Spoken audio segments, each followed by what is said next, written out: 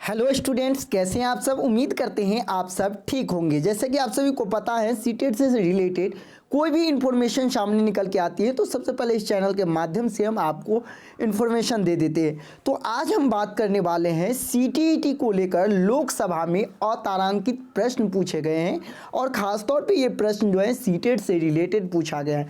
तो आइए हम जानते हैं कि आखिरकार क्या कुछ शिक्षा मंत्री जो है उनसे सीटेट को लेकर, शिक्षक पात्रता परीक्षा को लेकर क्या कुछ प्रश्न रखा गया और इस प्रश्न में क्या कुछ माननीय शिक्षा मंत्री द्वारा क्या कुछ रिप्लाई आया है, जो कि आप यहाँ स्क्रीन पर देख सकते हैं। तो चलिए सबसे पहले हम यदि बात करें तो आप यहाँ स्क्रीन पर देख सकते हैं भारत सरकार शिक्षा मंत्रालय, स्कूल शिक्षा और साक्षरता विभाग, लोकसभा।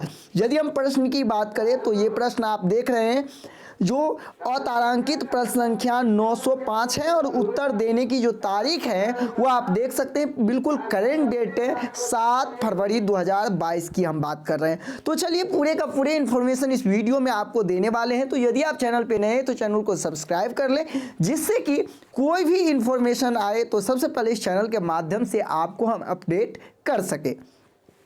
तो जैसे कि आप सभी को पता है, सीटीईटी में जो है बहुत सारे लैंग्वेज में आप जो है लैंग्वेज फर्स्ट और लैंग्वेज सेकेंड जो है सिलेक्ट करते हैं। उसी में एक भाषा है मैथिली, जिनको लेकर काफ़ी समय से यह चर्चा है कि आखिरकार मैथिली को क्यों नहीं सीटीईटी में शामिल किया जा रहा है। चूँकि मैथिली भाषा को लेकर आपने देखा होगा कि बहुत सारे इसको जो है अष्टम अनुसूची में भी शामिल कर लिया गया है, लेकिन फिर भी सीटेट में क्यों नहीं मातृभाषा के रूप में मैथिली को भी एक लैंग्वेज के तौर पे इंक्लूड किया जाता है। आप देख सकते हैं प्रश्न किया गया है गोपाल जी ठाकुर, जो माननीय सदस्य हैं, उनके द्वारा कि क्या केंद्रीय शिक्षक पात्रता परीक्षा सीटीईटी 20 भाषाओं में आयोजित की जा रही है, यदि हाँ तो तत्संबंधी ब्यौरा क्या है, पूछा गया है। साथ ही साथ उन्होंने ये भी कहा है इसमें कि आपने देखा होगा कि 8वीं अनुसूची और केंद्रीय माध्यमिक शिक्षा बोर्ड के जो पाठ्यक्रम है उसमें भी मैथिली को शामिल किया गया, लेकिन आखिरकार कहना ये है कि क्यों नहीं इसमें जो है सीटीईटी का जो एग्जाम लिया जाता है उसमें शामिल किया जाता है।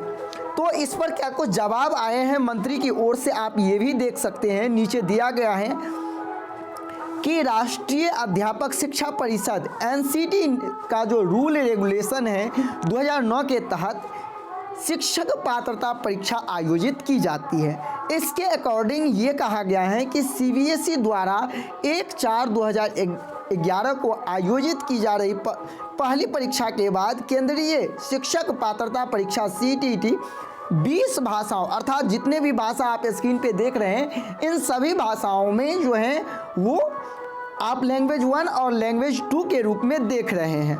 साथ ही साथ उन्होंने ये भी कहा मैथिली को लेकर कि सीटीईटी की सलाहकार और क्रियान्वयन समिति ने वर्ष 2014 में, यानी यदि हम डेट की बात करें तो 24/4/2014 को आयोजित चौथी बैठक में निर्णय लिया कि मैथिली भाषा कक्षा 1 से 8 के लिए शिक्षा के माध्यम के रूप में प्रयोग नहीं की जाती है।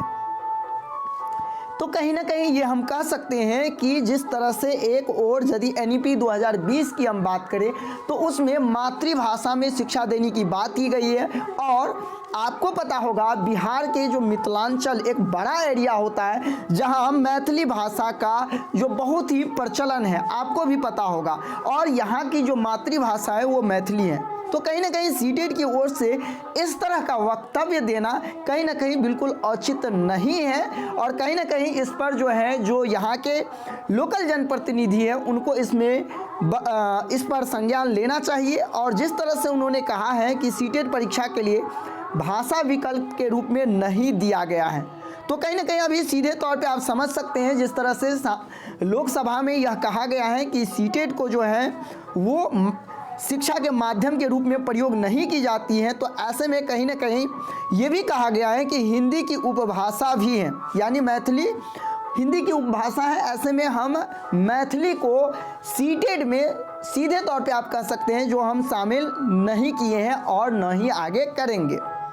तो बस इस वीडियो में मुझे यही जानकारी आपको देना था कि जिस तरह से लगातार सभी लैंग्वेज को शामिल करने के बाद मैथिली को भी मांग उठ रहा था कि मैथिली को शामिल किया जाए सीटेट परीक्षा में।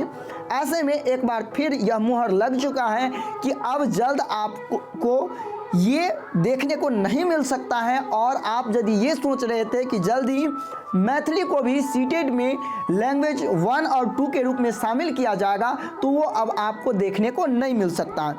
लेकिन इस तरह के जो उत्तर देने के बाद जो आप यहाँ देख सकते हैं,